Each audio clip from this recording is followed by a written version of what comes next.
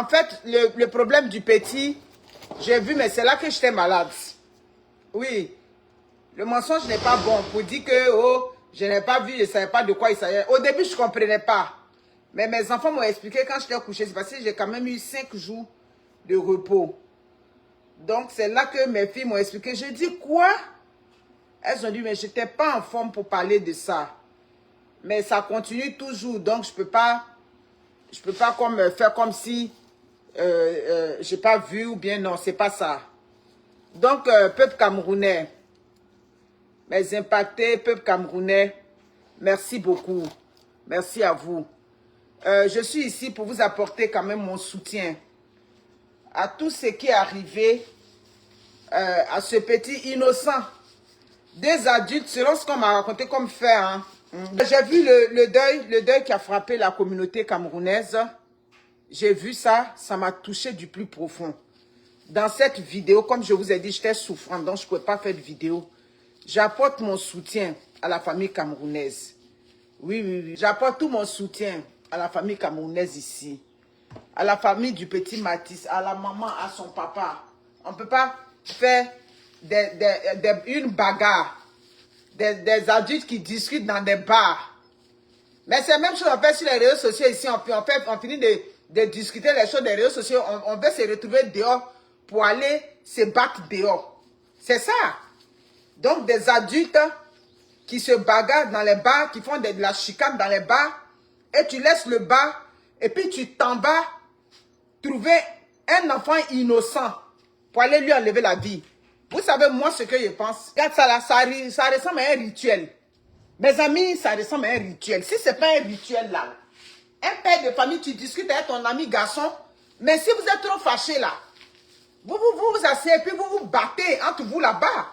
Mais tu as laissé le bar jusqu'à te partir. Oh, pardon, j'ai dit que je ne vais pas venir réveiller les mauvais souvenirs, donc je préfère laisser ça comme ça. Vraiment, je n'ai pas compris ça. Je n'ai pas compris. Donc, vraiment, j'apporte mon soutien ici.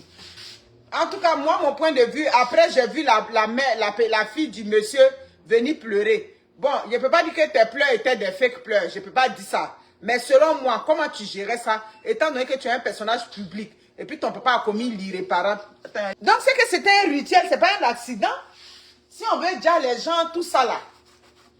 Moi, je n'ai pas apprécié la sortie de la fille. Hein. Ça, c'est mon point de vue à moi. Vous savez, moi, je n'ai pas apprécié la sortie de la fille. Venir pleurer là. Moi, j'ai vu comme on vient pleurer pour qu'on prenne compassion de elle et son papa. C'est comme ça que moi, j'ai vu. Selon moi, là, tu es un personnage connu. C'est après, je suis allé voir que c'est une grande artiste même du Cameroun. Selon moi, là, ton papa a commis l'irréparable. Là, tu mets ta page en noir. Tu restes dans le noir.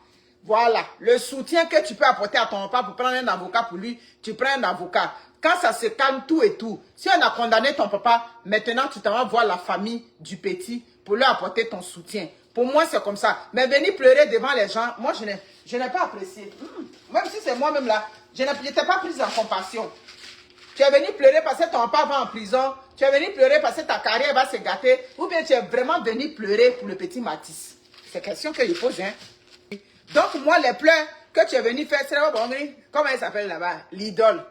L'idole pleure que l'idole est venue pleurer. Je me pose des questions. Je suis dans un questionnement. C'est les pleurs de mon père a gâté ma carrière. Ça, c'est dans le fond de ton cœur. Donc, je pose question. Mon père a gâté ma carrière, oh, mon papa, oh. Parce qu'il y a des gens, quand le problème arrive, je suis dans le problème, oh, je suis dans le problème. Tu es dans le problème, mais c'est ce qui est arrivé à l'autre. Donc, les pleurs, c'était les pleurs du petit, ou bien c'était les pleurs de ta carrière, les pleurs de... Vraiment. Donc, ce n'était pas nécessaire que tu viennes pleurer, selon moi. Voilà. Je ne te tiens pas responsable des agissements de ton père, hein. Non. Aucun enfant doit être responsable des agissements de son père, de ses parents. Moi, c'est comme ça que je vois. Mais, tu ne devais pas venir pleurer. Tu devais rester en noir. C'est-à-dire, tu devais disparaître même du radar des réseaux sociaux. On va dire, mais c'est ce qui te donne à manger. Oui, c'est ce qui te donne à manger, mais c'est ton papa qui a tué quelqu'un. Ah, c'est ça aussi. Les pleurs ne m'ont pas touché du plus profond. Il a dit que si tu as perdu ton père, tu as perdu ta mère, tu restes dans le noir pour pleurer. C'est ça qui est là. Moi, je ne prends pas compassion pour quelqu'un qui a perdu un être cher qui vient pleurer devant la caméra. C'est mon point de vue. Parce que les grands deuils sont muets. Si le deuil est profond, Amounia, tu ne peux pas venir poser caméra pour venir pleurer. Niao. C'est que tu viens chercher compassion. C'est mon point de vue. Ton père, c'est un démon. Toi, c'est un grand démon, ton père. Tu devrais, excuse-moi, mais publiquement même, tu devrais avoir honte de ce monsieur. Quelqu'un qui ose prendre une machette pour venir. Amounia, pour venir faire du mal à un enfant innocent qui joue avec ses camarades là-bas. La go. Vraiment. Et tu avais le courage. Donc, par ton papa, quand tu faisais son atalakou publiquement, là, c'est comme ça, il est criminel. Ah là, vraiment, hein. Il a fini de faire la discussion. Qu'est-ce que son ami garçon lui a dit dans le bar là-bas? Qu'il a touché jusqu'à, il a marché du bar, jusqu'à aller dans la cour là-bas pour faire du mal au petit. C'est pas simple. C'est pas simple. Voilà. Donc tes activités là, tu dois faire tes activités là-bas dans le noir. Tu fais tes activités dans le noir là-bas. Parce qu'il y a un enfant qui est mort cadeau, Mazan. Un enfant qui n'a pas demandé. Là. Un enfant qui n'a rien à voir dans les affaires des adultes. C'est ça. Voilà comment on gère. Donc vous qui dites que non, est-ce qu'elle est responsable de... Non, elle n'est pas responsable pas en toutes. Elle n'est pas responsable, je suis d'accord avec vous. Mais compte tenu de... du sérieux du problème. Oui, le problème est très sérieux. Le problème est délicat. Elle ne peut pas sortir. Elle ne peut pas venir pleurer. Mais quand tu viens pleurer, c'est pourquoi? C'est pour que nous, on te prenne la compassion? C'est pour ça que tu viens pleurer devant nous? Non. Tu pleures dans le noir. Les seuls qui doivent venir pleurer, c'est ça. Les seuls là, ceux qui vont venir pleurer, peut-être c'est la maman du petit Mathis qui va tout venir chercher. Voilà ça, on dit que non, on menace son mari, on menace l'avocat. Donc c'est elle qui peut tout venir pleurer pour venir réclamer justice. Là, je suis d'accord. Que quelqu'un vienne pleurer sur les réseaux sociaux pour venir réclamer justice, moi je suis d'accord avec ça. Mais toi, tu ne viens pas pleurer. Reste là-bas, pleure dans le noir. C'est là-bas, c'est comment elle s'appelle là-bas? L'idole. Donc, les défenseurs de l'idole, c'est pour vous qui est là. Elle n'a qu'à pleurer dans le noir. On n'a pas besoin de ton visage. Parce que quand on voit ton visage nous rappelle ton papa. C'est ça. C'est pas toi qui l'as tué, hein. Mais quand nous, on voit ton visage là, c'est le visage de ton papa, on voit. Et puis, ça nous fait mal encore plus. C'est ça qui est là. Un joli petit, gratuitement comme ça. On est parti enlever. Le problème est trop délicat. On est parti enlever la vie à un enfant, gratuitement. C'est quoi? Attends, quand ils vont mettre ton papa en prison, si il est en prison, oui, parce qu'il a fait du mal à quelqu'un. Il a tué un enfant. Quand il va aller en prison, et puis les esprits sont apaisés, voilà, tu peux prendre ta délégation pour aller demander, c'est-à-dire apporter ton soutien à la famille Mathis pour dire, le geste que mon père a posé m'a tellement dépassé que, vous avez vu que je suis restée silencieuse. Tu faisais un petit message. Tu mettais ta page en noir. Tu fais un petit message discret. Mais quand on voit le message, la profondeur du message, on sait que les agissements de ton père t'ont touché. Vous comprenez? Mais non, ça n'a pas été le cas. Tu viens poser caméra. Moi, j'ai problème avec les poseurs de caméra quand il y a les deuils. Moi, j'ai problème avec eux. Si tu viens poser la caméra, tu viens expliquer tranquillement. Mais poser la caméra et puis pleurer devant la caméra quand il y a deuil, moi j'ai problème avec ça. Si tu veux, c'est mieux encore que tu fasses ça dans le noir. Tu vois, ils me demandent comment vous faites. On pose la caméra et puis on pleure. Ah, cher. Moi je n'ai pas compassion de ça. Je n'ai pas compassion des choses comme ça. Un enfant qui n'a rien à demander. Un joli enfant comme ça, tu es venu. Ça dit, ah non.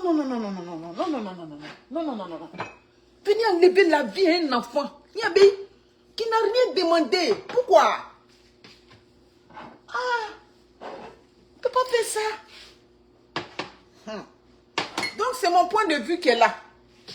Les lames de crocodile, les vraies lames, c'est pas mon problème. Même si c'était les vraies lames, c'est pas mon problème. C'est pas mon problème. Quand tu t'es venu pleurer, c'est pourquoi? C'est pourquoi l'idole souffre. Non, c'est pas toi qui souffres, c'est la maman de Mathis qui souffre. Elle qui a perdu son seul enfant, Soko. C'est elle qui souffre là-bas. Voilà. Donc, c'est ce qui est. Donc, mes chers frères camerounais, peuple camerounais, voilà, votre soeur que je suis, j'étais un peu souffrante. C'est pour ça que j'ai regardé ça de loin. J'ai bien vu, au début, je ne savais pas. J'ai cru que c'était un accident au début. Mais quand mes filles m'ont expliqué ici, j'ai dit, Amounia, on peut faire ça. On peut boire les koutoukou, les bandits dans les maquis, de tout ce que tu veux. Les boissons frélatées, ça te monte la tête, tu prends une âme blanche contre un enfant innocent. J'espère qu'il est déjà en prison. Si ce monsieur n'est pas en prison, c'est qu'on a un problème avec le système judiciaire, comme partout en Afrique.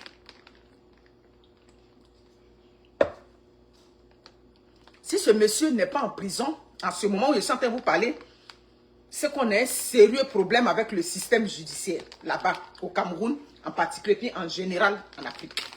Dans mon pays, la Côte d'Ivoire. Ah, il a fui.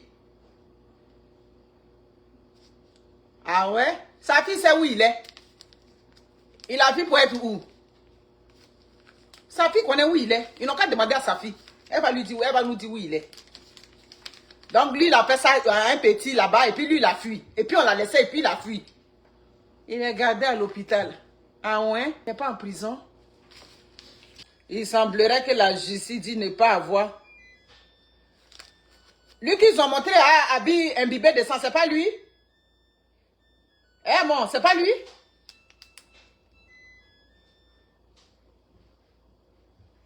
Ouh! Qu'il a perdu la mémoire. La go.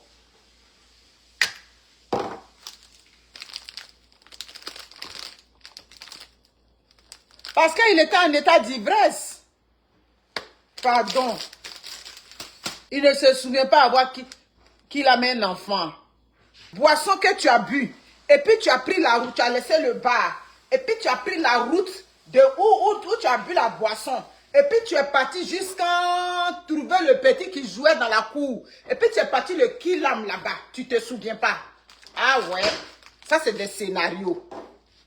Non, on a un problème en Afrique. Si tu as déjà pris la route de où tu es quitté, et puis comment il a fait pour reconnaître la maison du petit? Mais c'est une histoire d'horreur, putain. J'hallucine quoi. Comment il a fait pour reconnaître la maison du petit? Il n'avait pas la mémoire. C'est comme il y a un ici là, il avait ses deux enfants, un docteur. Hein? Moi, je venais d'arriver au Canada et puis nous, on est tombé dans le procès de ça. Il a ses deux enfants ici. Premier procès, on dit que, oh, il dit que non, il est non criminellement responsable. C'est au Canada ici que nous, on est arrivé et puis on a entendu l'expression non criminellement responsable. Il a dit, ça fait un tollé. Le Québécois ont dit non, le Canada a dit non. La question que moi j'ai posée au non criminellement responsable, là, ça veut dire quoi? Il a perdu sa mémoire. Pour moi, quelqu'un qui a perdu ta mémoire, ça veut dire que quand on te paye à la fin du mois, tu prends ton argent, tu jettes dans le WC. Tu prends ton argent, tu jettes ça dans la poubelle. Et puis si tu as commis ce genre de crime là, moi j'ai dit bon, quelqu'un même qui jette l'argent, ça veut dire qu'il n'a plus la tête. On peut aller, mais il était docteur, on le payait, il prenait son argent. Maintenant il est parti qu'il aime les deux enfants, on dit que non, il est non criminellement responsable. Le jour que quelqu'un va commencer à jeter son argent, ou bien quelqu'un va commencer à marcher nuit dans les rues, exemple, un responsable qui a tué quelqu'un, et puis on dit non, il est non criminellement responsable. Pour moi, tu marches dans la rue, tu parles seul, tu n'as plus la tête. Là, moi je peux te comprendre. Vers la fin là, quand la population a réagi, ils ont révisé son procès. Actuellement là, il est en prison. C'est ce qui est là. Il est en prison actuellement. Quelqu'un, tu t'en vas boire avec ton ami garçon là-bas.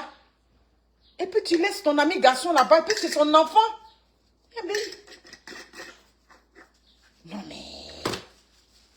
Chier.